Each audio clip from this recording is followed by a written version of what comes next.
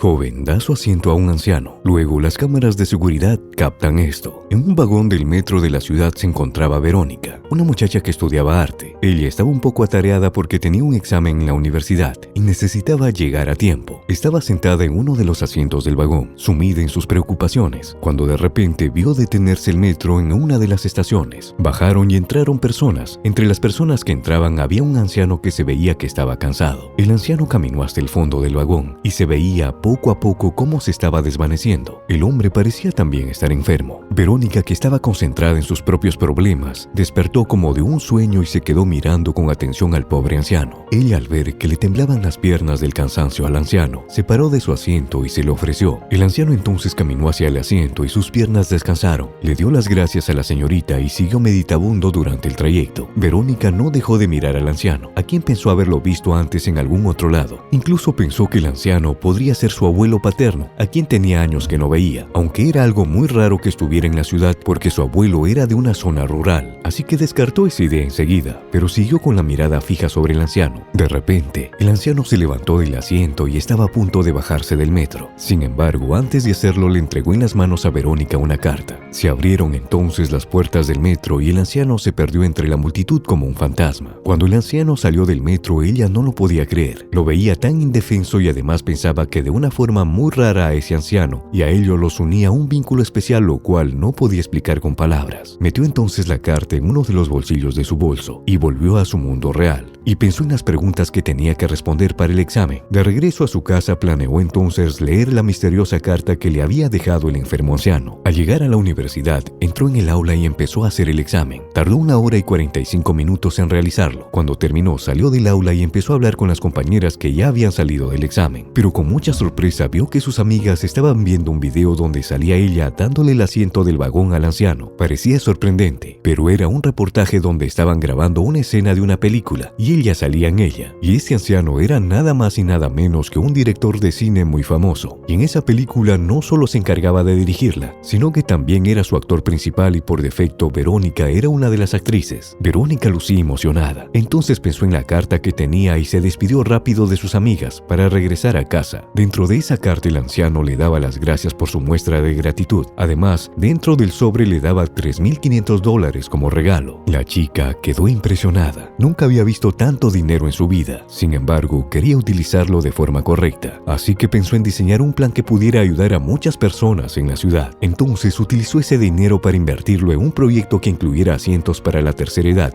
y así beneficiar a todos los ancianos, quien como aquel anciano se encontrara cansado y le dolieran las piernas. A partir de ese día también se hizo muy famosa y fue entrevistada por muchos medios de comunicación por su reacción espontánea durante esa escena del metro. Incluso fue contactada por varios directores de cine para hacer películas. Ante esto tuvo que rechazar muchas ofertas. Sin embargo, un día fue a su casa el prestigioso director y le propuso hacer una película. Ella no lo podía creer. Al escuchar la propuesta no la dejó pasar. Aceptó participar en el cine y aunque no era su primera vez frente a las cámaras, sí iba a ser la primera vez que iba a estar consciente de que era un personaje más de una gran obra. A veces hay personas que llegan a nuestra vida de forma espontánea y cambian todo, llenan de colores tu vida y te muestran que pueden hacer cosas que tú ni siquiera habías imaginado. Eso es todo. Gracias por llegar hasta aquí. No olvides dejarnos tu reacción, tus comentarios y seguirnos. Nos vemos en el próximo video.